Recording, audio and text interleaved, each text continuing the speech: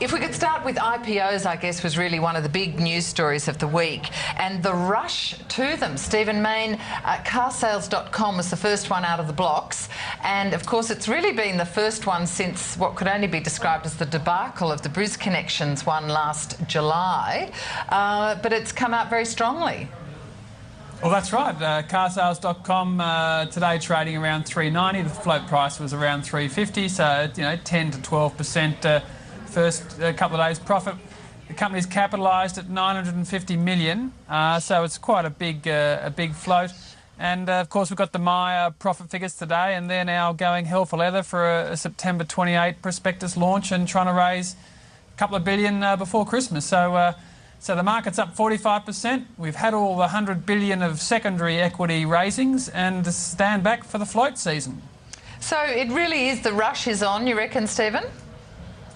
Well, if you haven't been able to get a float away for at least a year, and it's probably been closer to 18 months, 2 years since the market started retreating, all those private equity plays that were set up in 2004, 5 and 6, which were meant to be 3 and 5 year time horizons, there's a backlog of them. So the likes of Kathmandu and Repco and Link Market Services, as soon as the weather clears, their timetable is, well, we want to exit. So private equity are going to be storming the public markets, and it may be buyer beware, but there's certainly going to be a lot of activity. Well, of course, one of those private equity deals was Myer, and it has announced that it's going to lodge an IPO prospectus, paving the way for it to hit the ASX.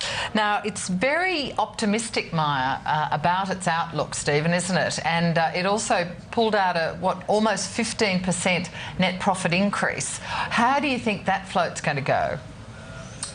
Well, they're certainly geeing it up. Jen Hawkins was there at the profit result today in Melbourne, but it's a bit odd when you look at profit up 15%, sales down 2%, and next year they're promising profit up 10%, sales only up 3%. So those who've bought companies off private equity before know that sometimes they can really try and squeeze until the pips squeak to try and dress it up for sale. So I think it's buyer beware, and a lot of people will be sensitive to that.